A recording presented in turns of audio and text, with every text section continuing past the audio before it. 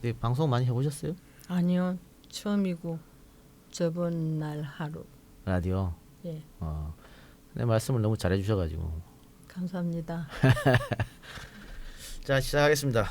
예, 앞에서 제가 몇 번 언급해드렸는데 이 지금 간첩 사건으로 피해를 보신 많은 분들을 위해서 우리 임종진 작가님께서 그분들의 마음을 어루만져 주기 위해서 또 치유를 위해서 이렇게 사진을 활용하셨고 책자까지 지금 나온 상태입니다.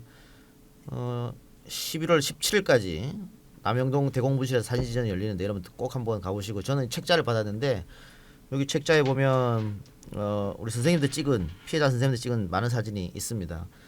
이 사진을 찍어서 어떻게 마음을 치유하고 이런 거는 이따가 얘기해보기로 하고요. 오늘 두 분 모셨습니다. 우리 사진작가 임종진 작가 왔습니다. 어서 오십시오. 네, 안녕하세요. 예, 기자 출신이시죠? 네. 왜 사진으로 돌아선 겁니까? 지금은 더 정확하게는 뭐 전업 작가의 형식으로 일을 하고 있는데 이 사진 심리 상담 쪽으로 이제 방향을 정해서 하고 있고요. 이해가 안 돼가지고 네. 사진으로 어떻게 심리를 고치고 네. 상담을 하고 할까, 네. 이렇게.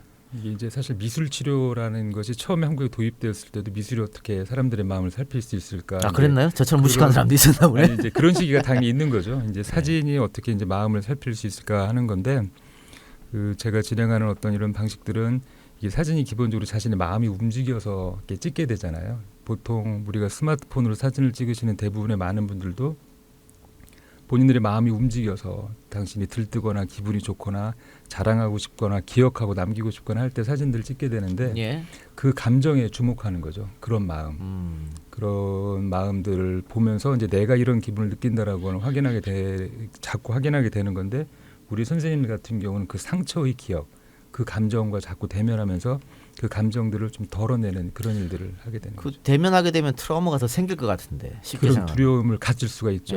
예. 근데 이 사진으로 오히려 치유가 가능하다. 그렇죠. 그러니까 이제 예를 들자면 처음에 우리 선생님이 남영동이나 서대문 형무소에 처음 가실 적에는 당연히 불안하고 두려워하고 무엇보다 안 가시려고 했던 오랜 기간들이 있으셨었죠.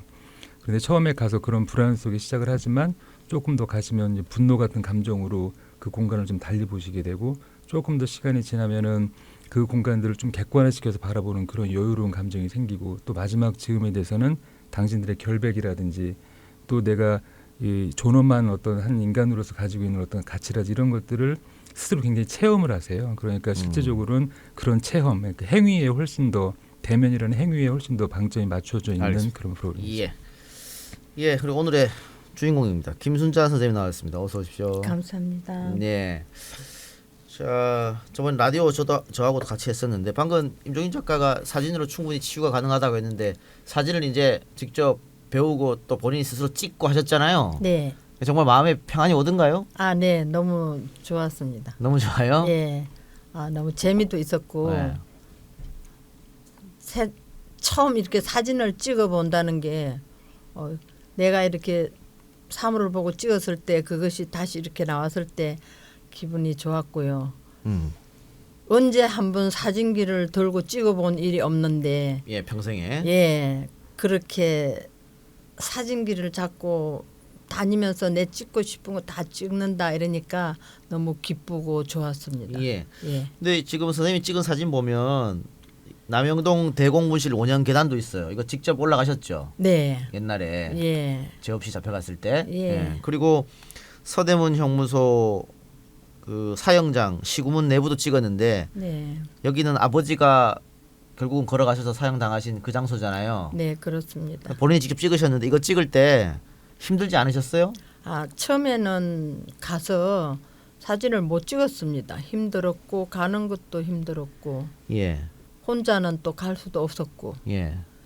이제 선생님이 같이 이렇게 가니까 가서 보는 것도 제대로 못 봤는데 다시 갔을 때 찍을 수 있었습니다. 네. 다시 가서 찍을 수 있고, 이제는 사진이 너무 즐거워서 여기 예. 보면 손자 손녀죠. 예, 손자 손녀가 함께 있는 거 찍은 모습도 있는데, 네. 예. 애들이 다들 착하고 이쁘게 생겼네. 예. 그 할머니가 이렇게 힘든 일 겪은 거 알아요? 네, 지금 압니다. 알아요. 네. 서대문 형무소에 처음에 사진을 못 찍어서 지금 거기 그 손녀 큰 손녀 딸 예. 근데 대학교 다닐 때 데리고 같이 가서 하루 일부러 갔습니다. 처음에가 못 찍었으니까 사진을 거기를 좀 찍긴 찍어야 되는데 못 찍었으니까 손녀 보고 같이 가달라고 예. 그래가지고 같이 따라갔는데 손녀 딸이 가서 할머니 무서우니까 빨리 집에 가자고 조르더라고. 예. 그 할머니가 그렇게 힘든 일 겪은 거 알고 뭐라고 얘기해요? 아 많이 마음이 아파하고 할머니가 이제 이런 얘기를 하면은 우리 손녀 딸이 좀 격한 말을 막 했어요. 예. 왜 안 그렇겠습니까? 예, 너무 격한 말을 그 미친 거 아니냐 그렇게 말을 하더라고요. 그 사람들이 예, 우리 손녀 딸이 이제 그 사람들이 이렇게 했다 이렇게 말을 하니까 나 미친 거 아니냐. 예. 예, 그렇게 한. 그 보니까 끌려가셨을 때 연세가 30대 초반이었더라고요. 예, 30 넘었죠. 예, 그래서 자꾸 간첩을 만들려고 조사를 해도 아무것도 간첩 만들 거 없으니까 나중에 어릴 때부터 자라온 얘기를 다 해보라 이래가지고 아유 내가 지금 30이 넘었는데 그럼 그 얘기 다 하려면 30년이 걸리지 않냐 이렇게 봤습니다. 예. 그러면서 할 말이 없었고 아는 것도 없어가지고 말을 못하고 있으면은 때리더라고요. 근데 지금 김수아 선생뿐 아니고 아버지 뭐 동생 가족이 다 끌려갔잖아요. 네. 사촌도 끌려가고 뭐 이렇게. 예. 처음에 왜 끌려간지도 모르고 끌려가신 거죠. 왜 끌려가는지 모르고 끌려가죠. 말을 안 해주니까. 근데 간첩죄라고 그 인정은 하셨었어요? 거기서 조사받을 때 아버지가 인정했다 이런 얘기는 들으셨어요 혹시? 아니요. 아버지는 어머니는 그 옛날 11년 전 일을 하나도 기억을 못 한다고 이렇게 얘기를 하더라고요. 예. 저는 이제 그때 저도 기억이 없어서 말을 못 했죠. 그러니까 자꾸 기억을 살려내라고 하더라고요. 그래서 이제 다시 그 11년 후에를 돌아가서 기억을 살려가지고 이제 얘기를 하니까 저는 잘 기억하고 얘기를 한다. 아버지 어머니는 전혀 기억을 못 하신대요. 그래서 자꾸 때렸다. 자꾸 때려도 못 한대요. 아버지가. 아무것도 모르신다고. 하나도 기억을 못 하신대요. 그것이 이제 동생이 바로 밑에 동생이 군대에 가서 그때 죽었어요. 그리고 그 비보를 받아가지고 너무 아버지 어머니가 이제 힘들어하시고 큰 아들이 군대 가서 죽어가지고 막 시금도 전폐하시고 그런 와중에 있었는데 이런 이제 또 오래전에 그 만나지 못하던 그 동생이 밤에 늦게 찾아와서 이제 만나게 됐죠. 아버지가. 그래서 전쟁 동란에 없어졌던 동생인데 많이들 그때 그런 사람들이 많았다고요. 예. 그래서 이제 막 죽었다고 제사 지내는 사람도 있었고. 예. 근데 다시 나타나서 그 사람 만났다고 11년 뒤에 너는 간첩이다.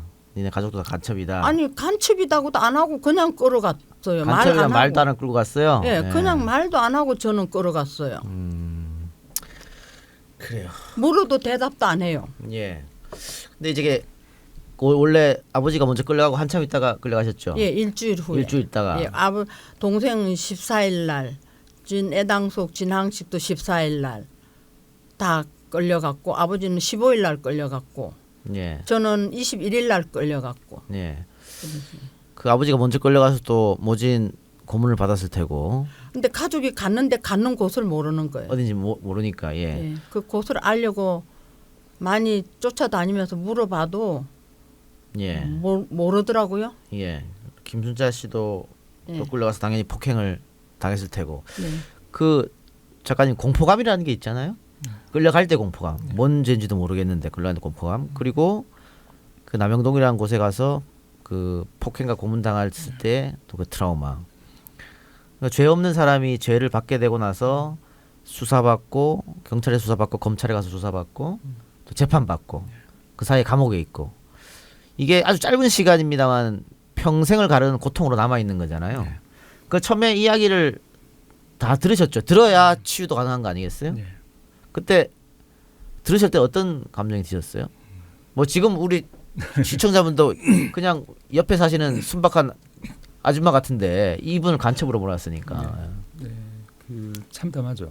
그것이 뭐 나의 일이나 우리의 가까운 이들의 가족의 일이 아니다 하더라도 그 상황들이 고스란히 보여주고 그것을 그 오랜 기간 40여 년 뭐 이상 품고 살아간다는 게 얼마나 힘든 일인가 이런 것들을 뭐 그래서 같이 정말 많이 울기도 하고. 아니 그러니까 작가님이 우리 저 김순자 어머님만 인터뷰한 게 아니고 네. 여러 간첩 네, 예, 조작 네. 사건의 희생자들 피해자들 인터뷰를 했지 않습니까? 여기 네. 보면 사진전에도 네. 김순자 선생님 말고 다른 분들도 많이 나오잖아요. 네. 그 이야기를 듣는 게 쉬운 일이 아닐 것 같아요. 내가 지난번 우리 김순자 선생님하고 라디오 할 때 네. 그 짧은 20분, 네, 25분인데 내가 너무 힘들었거든. 예, 그러죠. 그 옛날 그러죠. 이야기를 들을 때. 네. 어? 근데 그 어떻게 그 얘기를 하나 다 듣고 계셨을까? 그래서 한번 여쭤봤어요. 네. 그런데 기본적으로 이게 상담 과정이기 때문에 스스로 이제 이 상담하는 과정으로 선생님을 만나기 때문에 우선적으로 들어야 되는 거는 당연한 과정들이기도 하고요. 그 과정이 이 고통이라는 것이 끝나지 않을 거다라고 하는 확신 또 우리 선생님들과 그 너머에 이제 오늘을 행복하게 살아갈 수 있다는 것에 대한 이야기로 흘러가야 된다는 이런 생각들이 이 선생님들의 지금이 아니라 더 나은 어떤 뭐 내일을 바라볼 수 있는 그런 힘들로 끌어갈 수 있을 것이다. 뭐 이런 마음들로 같이 계속 예. 하는 거죠. 그래요. 우리 선생님 보면 아버지님 사형당했고 사형당한 분도 여러분 계시면 두 분 계시고 10년 무기징역 7년 5년 무기 지금 선생님은 3년 6월 5년 2개월. 5년 2개월 받으셨고 5년 받았는데 5년 2개월을 살고 나왔습니다. 아, 예. 그리고 또 가족분들 중에 스스로 목숨을 끊은 분도 많습니다. 많고 예.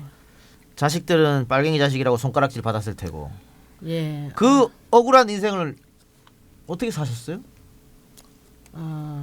아마도 알았으면 못 살을 것 같았어요. 아. 모르고 너무 천진스럽게 잡혀갖고 너무 천진스럽게 살았기 때문에 살아왔을 것 같습니다. 저 같은 경우에는.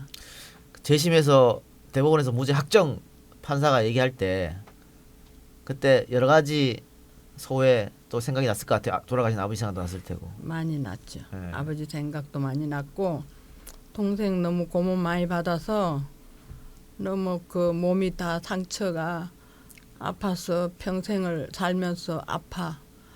목도 맨날 아파하고 귀도 안 들리고 그 고문 후유증으로 너무 많이 힘들어하는 거 보고 너무 가슴이 아파서 무죄를 받으면서 더 통곡이 나왔어요. 예.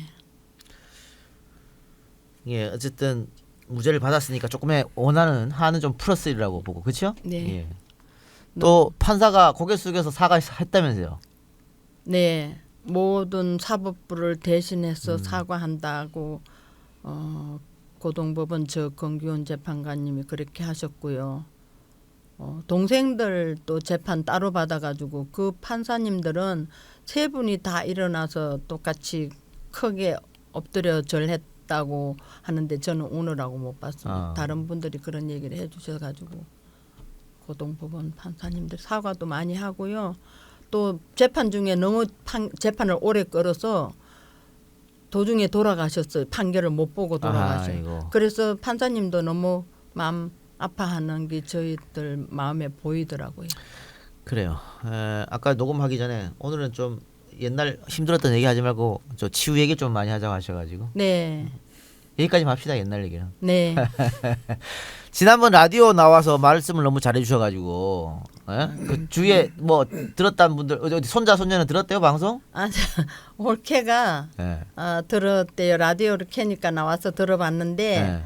삼척 골짜기 산골짜기 촌스러운 얘기 그대로 하더라. 우리 한번 어머님께서 그 수사기관에 끌려가서 맞은 얘기하면서 대가리가 깨졌다 이렇게 말씀하셔가지고 생방에서 깜짝 놀랐는데 뭐 그럴 수 있죠. 뭐 그건 너무 자연스러운 얘기니까. 예. 요새도 사진 많이 찍으세요? 예, 사진만 찍고 싶은 건 찍습니다. 예. 갖고 다니면서 카메라를 자꾸 찍고 싶어요. 예. 뭐가 그렇게 찍고 싶어요? 아주 모든 사물이 다 아름다워서 찍고 싶고 강아지 한 마리 봐도 예뻐서 찍고 싶고 아, 특히나 어린 아이들 보면은 너무 귀여워서 자꾸 찍고 싶은데 못 찍으라 하더라고. 얼굴 안 보이게 찍으라 하더라고. 예. 그 아까 손자 얘기했는데 또 얘기를 하다 보니 옛날 얘기를 안 할 수가 없네. 그럼 끌려갈 때 그 자제분들 아주 깐난쟁이였겠네요. 예, 아들을 제가 얻고 대한교육보험회사로 다녔는데요. 예. 예, 그때는 이 온라인이 안 돼서 집집마다 다니면서 수금을 했어요. 예. 그래서 수금하러 얻고 다닌 게 너무 힘들어서 어머니한테 내려놓고 어머니 보고 좀 봐달라 하고 수금하러 다녔거든요. 그런데 갑자기 뭐 어머니도 아버지도 다 끌어가고 그냥 가보니까 아기만 남아있고 할아버지도 다 끌려가시고 83살 된 할아버지도 끌려가시고 중학교 다니는 여동생 막내 여동생이 있었는데 그 여동생이 이제 저 아기 내려난 아기 데리고 집에 혼자 있다 하더라고요. 집에 아기인데 가니까 강원도. 그래서 뭐가 뭔지도 모르겠고 그 옛날에 60년대 아버지 애사촌 동생이 온 걸 다시 떠올려서 저도 기억을 해봤어요.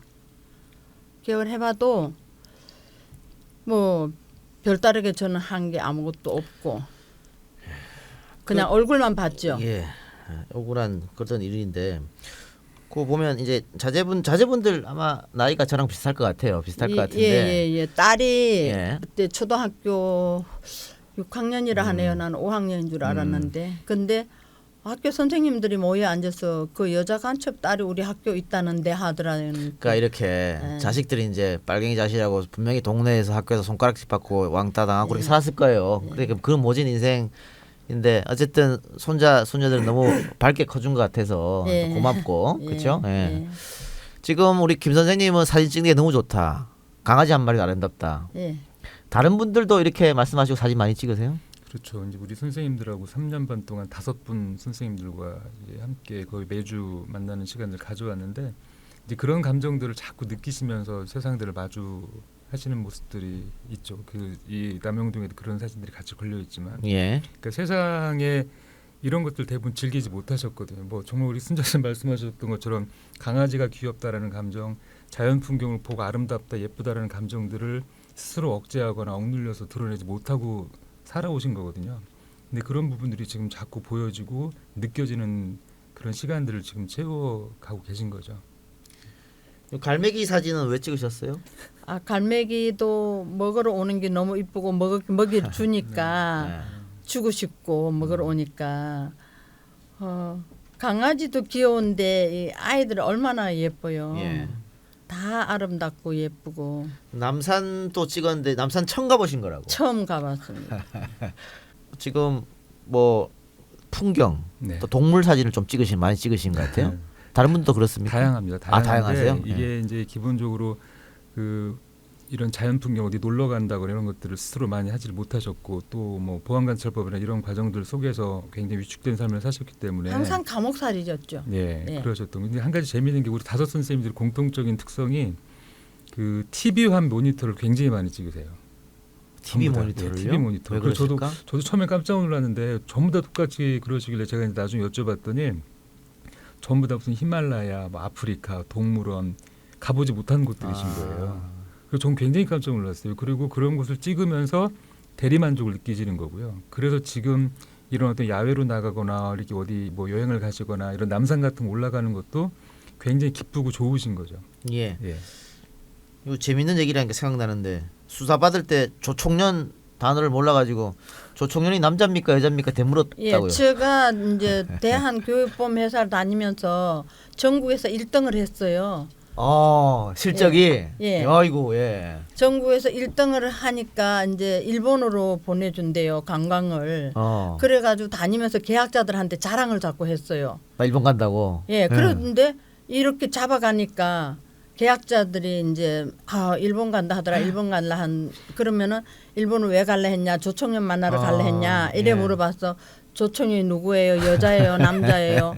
그러니까 이렇게 순박했던 분들을 농사짓고 어업에 종사하고 물고기 잡던 분들을 간첩으로 몰아서 예. 참. 그리고 또 이제 조사를 자꾸 하다가는 이제 조사만 받으면 나간다 이제 그렇게 얘기를 해주더라고요. 그래서 이제 나가는 거 하고 기다렸는데. 예. 그 김대중 지지했다가 맞았다. 이건 또 뭐예요? 예. 그 조사를 그때는 춘천에 가서 조사를 받고 있는데 그때가 이제 김대중 씨가 그렇게 구속이 된 걸 우리는 구속이 되고 5.18 때문에 구속됐나 봐요. 예. 그럴 때 이제 이 사회에서 계속 그렇게 김대중 씨를 뭐 간첩같이 얘기를 많이 그렇게 해놓으니까 이제 누군가가 또 내가 이렇게 잡혀가 놓으니까 그래서 김대중 씨를 지지하자 했구나.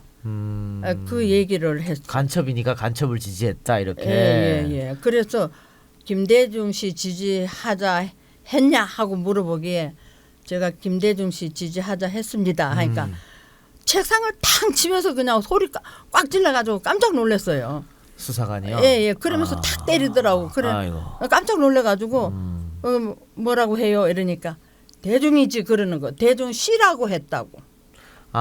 김대중이가 아니고 김대중 씨라 했다고. 김대중 씨라 했다고. 예. 대중이라 해야 되는데 나 그거 어떻게 알아요? 우리가 누구 부를 때 예를 갖춰서 아무개씨 이렇게 부르는 걸로 했는데 그걸 가지고도 그렇게 혼을 내키고 때리니까 옆에 한 사람이 섰다가 대한민국에 김대중이 좋아하는 사람이 한두 사람이야 이러더라고요. 그러면 김대중 좋아하면 다 간첩이냐 그 소리인 것 같았어요. 저 듣기에.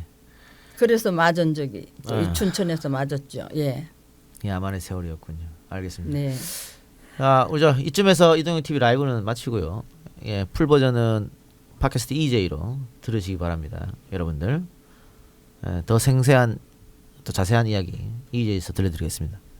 안녕. 끊어. 조총련도 그렇고 또 하나 있어요. 예, 말씀하세요. 아직 끊지 마세요. 아니 저기 조사를 다 하고 나서 전향을 해라 이렇게 전향이가 누구요 하고 또 물어봐. 예. 전향이 그렇지. 전향이가 씨 여잔가?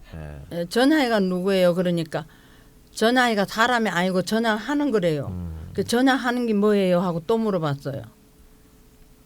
이북이 못 산다 이래 하는 거예요. 내가 언제 이북이 잘 산다 했어요. 그러면 안 해도 돼요. 그러니까 그래도 해야 된대요. 그래도 해야 되는 건 또 뭐예요? 하고 물어봤어요. 전 너무 천진했어. 예, 그렇네요. 너무 천진난말. 예, 너무 순수하셨던 거지.